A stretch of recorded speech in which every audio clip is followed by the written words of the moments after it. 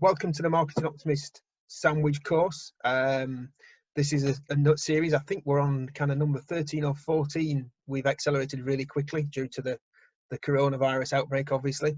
Today we're going to talk to Natasha Barbar-Evans, who I have known for, well, since my business has been running pretty much.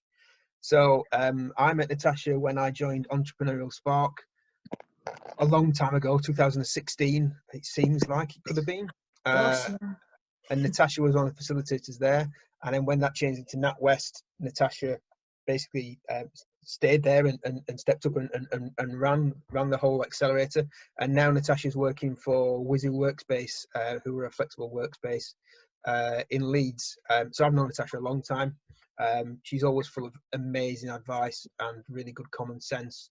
So yeah, without any pressure, Natasha, kind of over to you. So basically what I wanted to talk to you about today was about growth mindset, which I know is something that you're really keen on. So if you could kind of give us an overview of that, and then we can talk about how that can be used in the current situation. Yeah, okay, cool. Really happy to do that. Thanks for that intro, Richard. It might be worth me just starting going backwards, really, just through where I've come from. So when we're talking about sort of entrepreneurial mindset or growth mindset, I came from a place, or places I should say, in my career history, which were the complete opposite. And for me, it always helps me to understand what it's not before I understand what it is. And that's what happens through my career journey. So I was a lawyer and a banker before years and years ago. And during the first 10 years of my career, when I was a lawyer, it was all about winning. So it almost didn't matter how you got to where you needed to be. But for your client and, to work in the best interest of your client, you needed to win the deal. So I was a banking lawyer, you needed to do the very best you could at your deal. But pretty much I wouldn't say at all costs. I struggled with that, but it was pretty much the best result that you could get would be winning.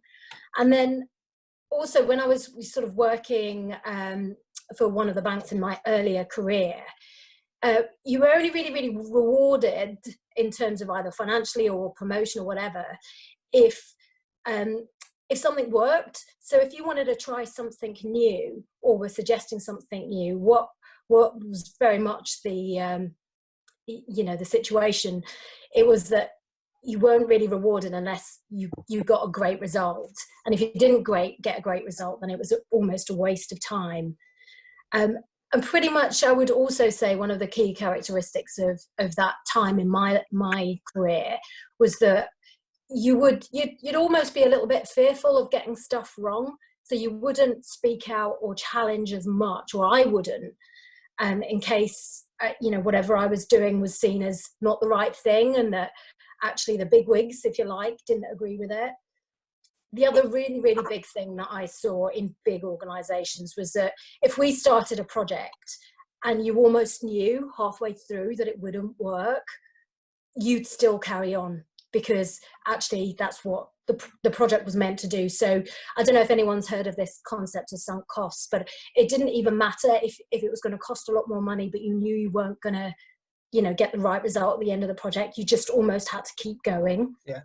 So there were a lot of different things and characteristics which actually didn't sit well with me. And I almost got to a point in my career where I was feeling a bit low about all of that. And I ended up and stopped and did an MBA at Leeds.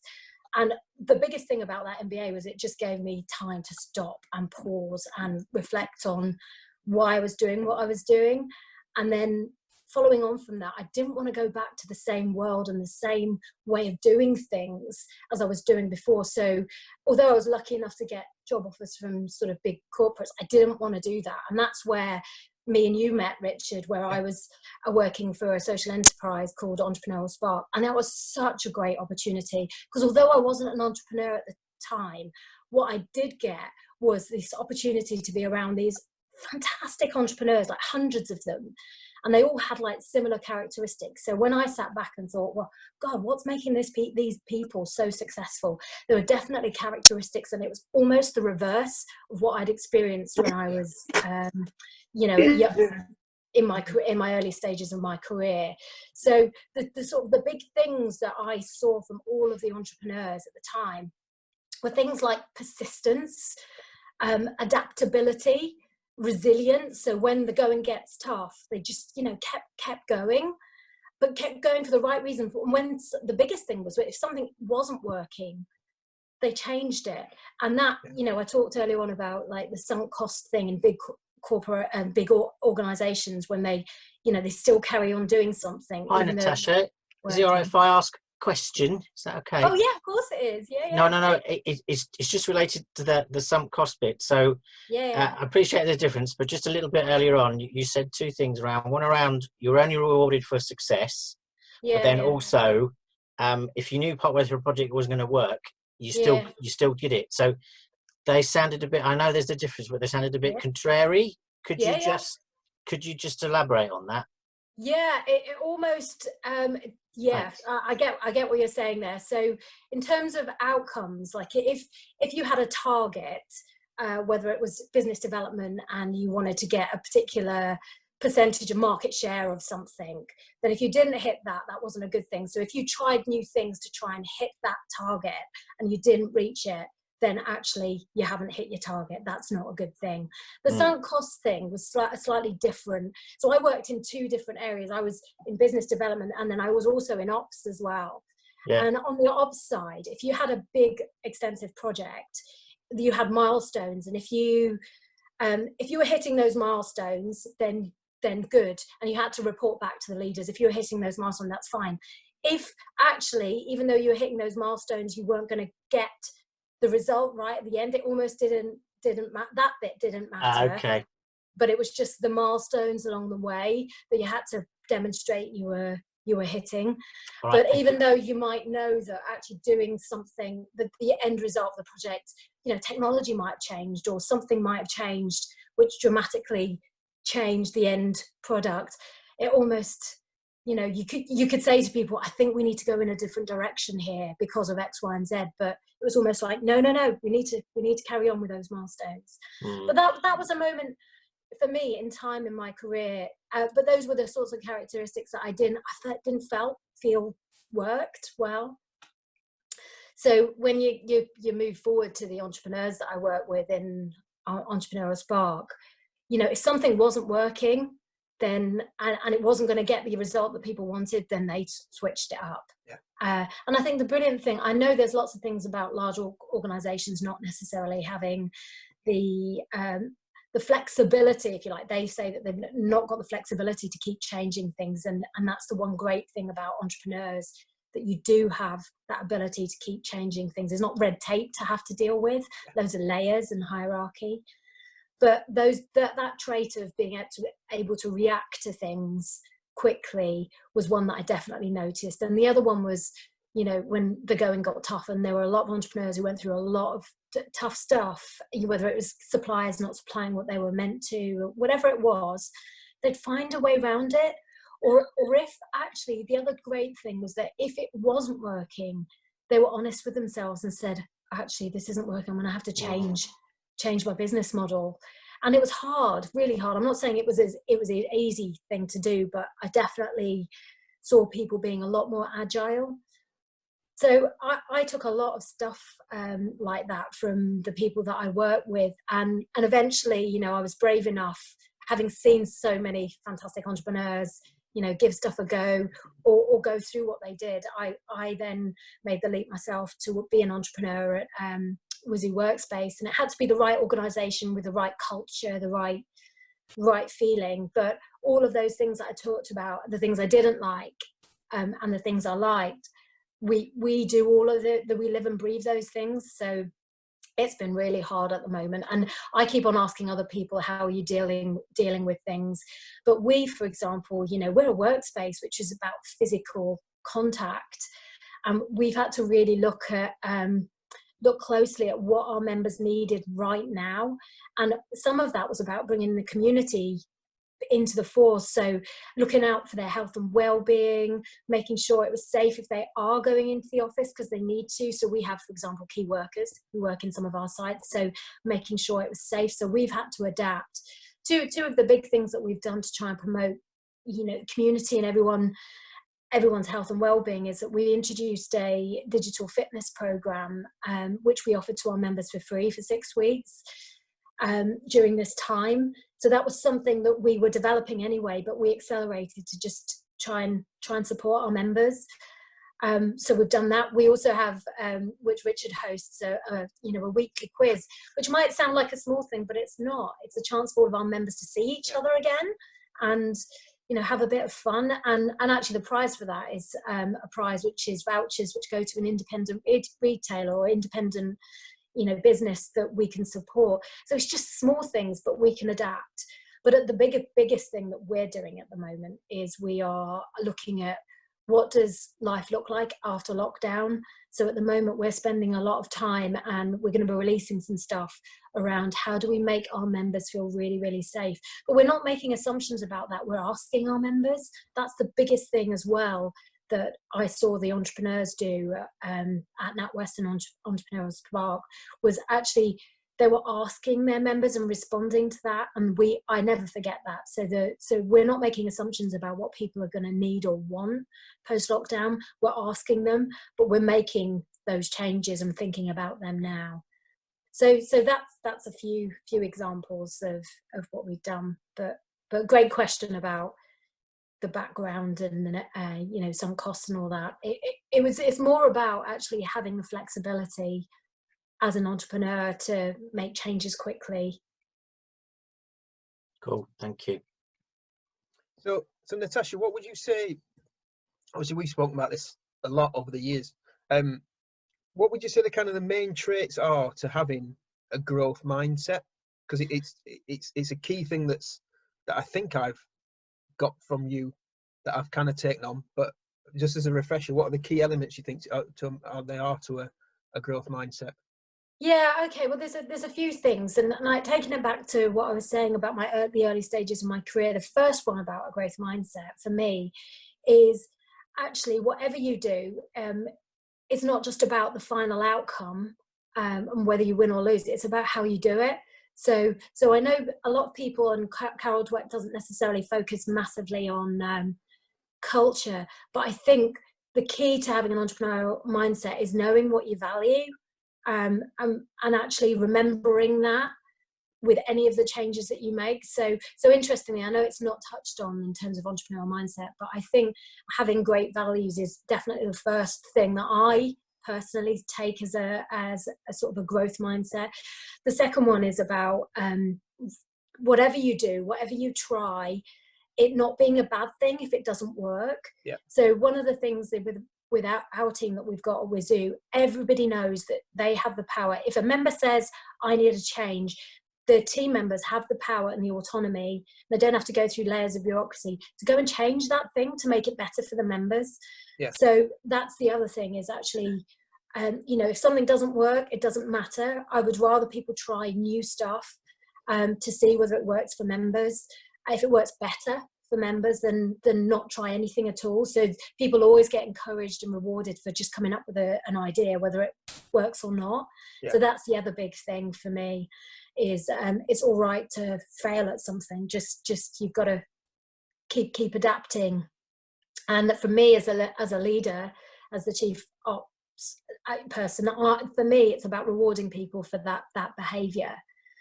So those are the big things, but the adaptability, actually changing. If a member or if a customer, if a client asks you to do something, it's not the immediate no. It's okay, well can we make that work? I'm not saying the customer's always right. I'm not saying members are always right, but it's actually just listening to what your customers want and then seeing how you can adapt to make that happen. So for me, growth mindset is all about looking at how you can adapt yourself to have a better business model, to be better for your clients. And that the biggest thing with growth mindset, and we've done a session with our own Wizu team, is actually that personal development and that desire to keep learning and keep growing. I can't be, and I wouldn't be around an environment now where people don't want to develop themselves. Yeah. I'm not talking about just developing in role, but even if it's developing skills you know, softer skills. I love that environment of learning, and that's what I got at Entrepreneurial Spark. Everyone was always developing new skills, partially because I had to. You know, as an entrepreneurial leader, you have to do a lot of stuff. Yes. You can't just segment your stuff into HR or marketing. You have to like get your hands dirty and everything. But I love that, and I really encourage that personal development. And as I say, it doesn't need to be strictly on the sort of hard skills, if you like to call them that, on the technical skills. It can be on the soft skills as well, the softer skills. So that for me is entrepreneurial mindset. Yeah, and that's the kind of thing that we take into our marketing for our clients as well. So it is that thing of people will say, well, will this work? And I can, as a marketer, if I could guarantee that everything I did would work, I'd be a lot richer than I am. I'd be richer than, I don't know, somebody who's very rich. It's that growth mindset of going, look, I'm going to try this, and maybe in a small way. So you try it in a small way, work out quick wins, and then change it. So that if something's working, keep going.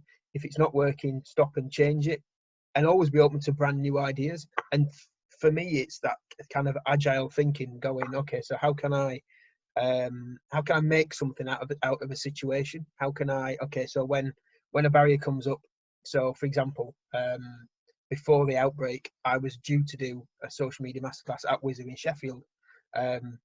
Everything changed overnight. So overnight, we just had to switch, and we switched to doing it online really, really quickly. For some businesses, that juggernaut, like you were saying, Natasha, for the banks, that juggernaut can't really stop. So when something like coronavirus jumps in the way, people have to kind of go, I don't know what to do. It's just not, we just can't do whatever we're going to do, and that's kind of it. We might as well just go home. So that's kind of what growth mindset means to me, I think, is that kind of always discovering, always trying, always looking for something new. Yeah.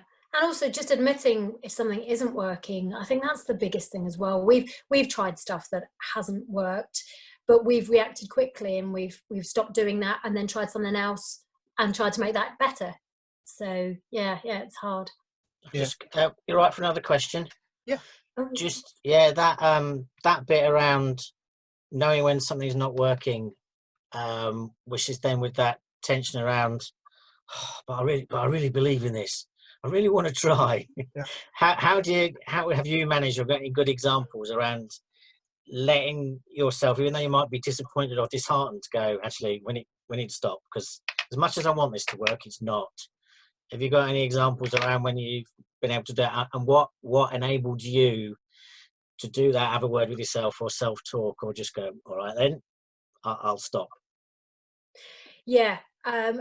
Well, just a simple thing. The way that I was doing team meetings didn't work, for example, and I won't go into the massive detail, but I think, do you know what's really, really helpful when you're doing something and you really want to do it a particular way, but it's not working? It's getting other people's opinions, people that you really, you know, I respect every single member of the team, but actually getting other people's opinions on it. So almost like a sense check, just getting a sense check on, actually, is this really working? I think that's the biggest thing. And it's, you know, if you make a change for your clients as well, your customers, it's also sense checking it with them. Is this working for you? Yeah. And if it isn't, that's it. And actually then just being honest with yourself, because it is hard when you invest a lot of time in a particular program or thing, whatever it is. It's really hard to come back from that, because you've personally invested it. It's what you think you should happen. But actually what I've really learned from entrepreneurs that I've come across is it's not what you think, it's what your customer thinks, it's what your member thinks that really matters. And you might love this idea, but if they're not going to use it, there's just no point. So it's a tricky thing, and I've seen people do this before, where they've got this great idea and they go, no, I'm just going to carry on, because eventually it will work eventually. And it's a fine line to tread, because there are times, and you always hear about these companies that started off years ago and did nothing, and then 10 years later suddenly it hit. And so it's a degree of having that belief in yourself, but also going, okay, I think for me it's about kind of planning that long term thing, and going, right, say I'm going to get there, I'm going to get to this peak, whatever it is, and I'm going to go up this avenue to try and hit that peak. but there's nothing wrong with kind of coming back down the hill again and trying another way around to hit the same kind of peak. I think that's important. Yeah.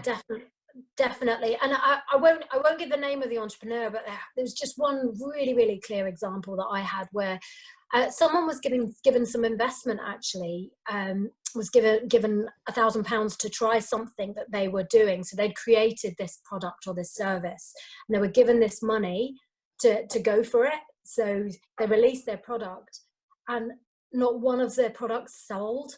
And it was heart-wrenching because this particular entrepreneur had put everything into it. Yeah. But the next part of that story is they were really upset for a while, really upset. But then they tweaked and they changed their product. And now they are absolutely flying. And actually, it was a really hard lesson to learn. But actually, that sort of whole cold, hard example really, really helped them to say, right, okay, this isn't working. I need to change it. Yeah. We've got a question. It's like radio show. It's radio show time. We've got a question coming in from Joanne Reynolds. And she says, when it comes to asking the team for their thoughts, how do you manage this?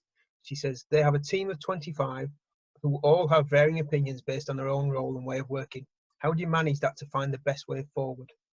See, that's a great question, because I learned a lot.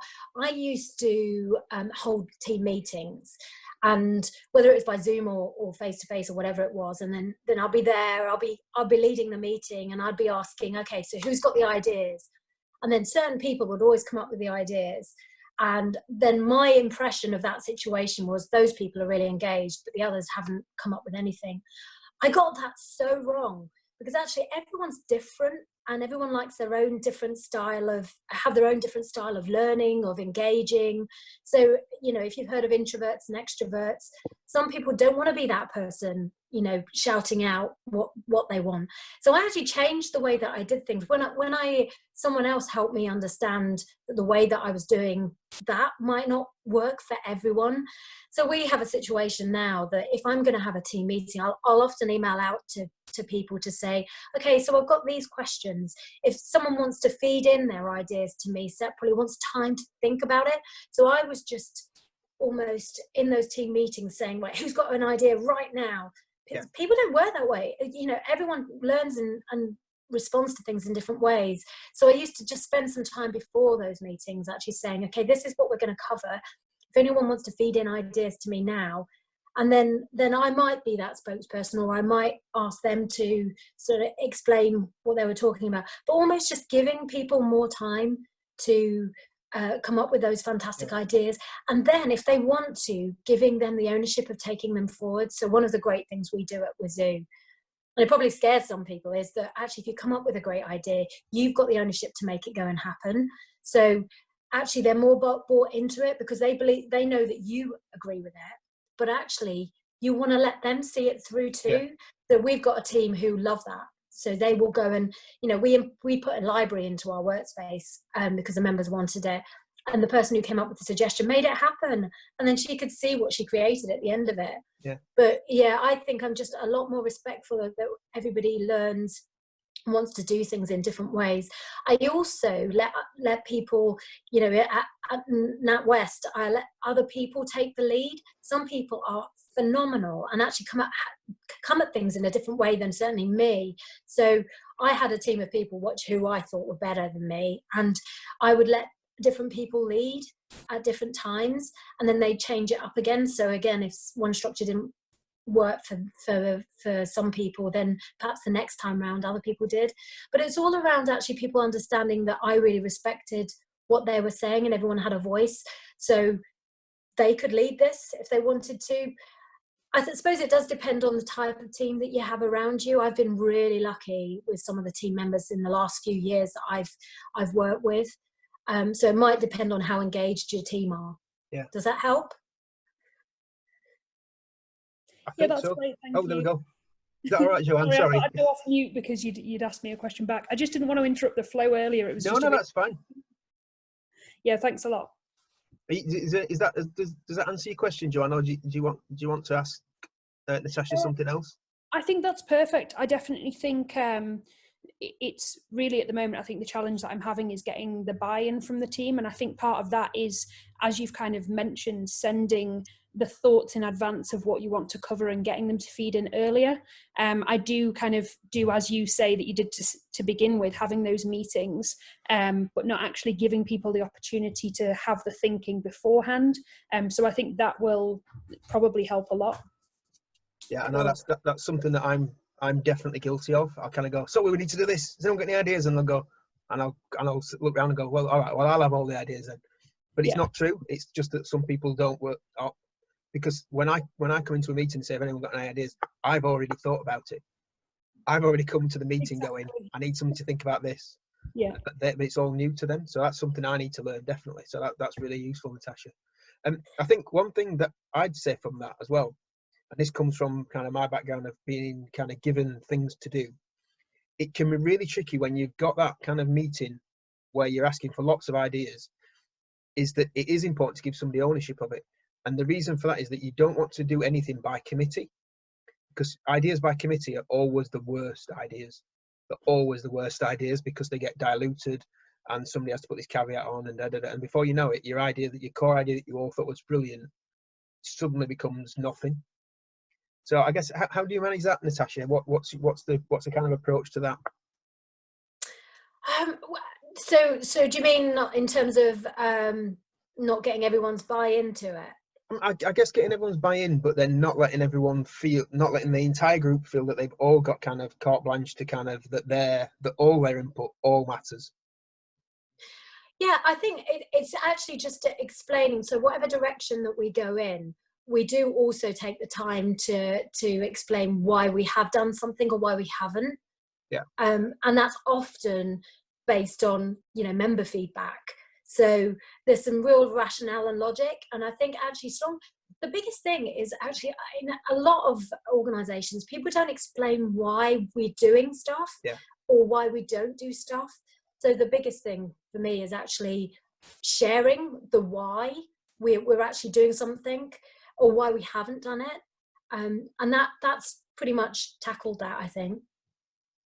Okay, that's really good, because it is difficult to kind of to manage that. And I think a good way is that when you've got to the end of this meeting or the end of the series of meetings, you've kind of got, right, because this is the process, to kind of then lay out the things that you are going to do from that you've taken from all the meetings and all the discussions. Right, this is what we're going to do, and like you said, explain why you're not going to take on one person's particular point of view because it doesn't fit with whatever. It's that thing about having to somebody taking the collective ideas, but having that one or two people or three people maybe to kind of go, no, this is the plan and that's what's going to happen.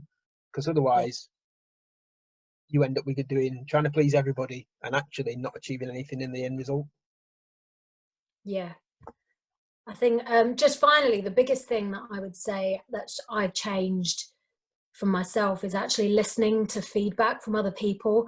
I got a chance when I was doing that MBA to really reflect on some of the stuff that I'd done throughout my career, and actually accepting that you're not perfect and the way that you do things isn't always right, and actually trusting other people around you is really, really important. So that thing around team meetings that I was talking about, it came from the fact that, someone, a really great coach once said to me, actually, are you letting everyone actually talk in a meeting? And it was hard for me to take because I do like to talk a lot. As you know, we've just gone over time. But actually hearing that you're not giving other people room to breathe and come up with their ideas was a big thing for me. And that's really made me as a leader loads better, I think, listening.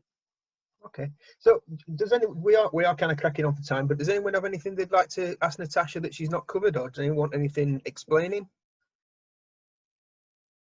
Feel free to stick it in the chat or stick your hand up or unmute yourself and shout. That's fine. No? Okay.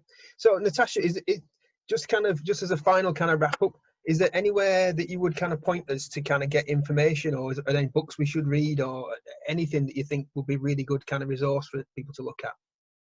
Yeah, I think there's a number of things. There's been some really instrumental things around. I think Carol Dweck's concept of growth mindset, whether you believe in it or you don't believe in it, I think is definitely worth taking a look at. And again, Simon Sinek's why, if you've not come across that, bringing everything that you do back to your why. I think those two things were really important. Just understanding the concept of growth mindset and the why from Simon Sinek. I'd recommend those. Excellent. Well, thank you very much. So this is this is kind of the end of this particular Marketing Optimist marketing sandwich graph. I forget what I'm calling these things.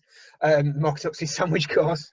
As I said, there's another one next Thursday, which is kind of on HR and how to handle HR through the event, as I'm starting to call it now. And then following that, we've got a Dragon's Den special with 3 ex-Dragons. So we've got Mark Walsh from Quizbit. We have Sarah Agar-Brennan, who was the MD of Love Bomb Cushions. And we also have a guy from Wyber whose name's just completely gone out of my head. Is it Martin Gould? It's Martin Gould. Thank you, Natasha. Saved me again. So that's coming up later on. So if you look on the Marketing Optimist website for the free webinars, you'll see there and all the places that you can register for that. So thank you very much, Natasha, and thank you very much for taking the time, everyone else. Hope you have a good weekend, and hopefully I'll speak to you all again soon. Thanks a lot. Bye. Thanks so much. Bye.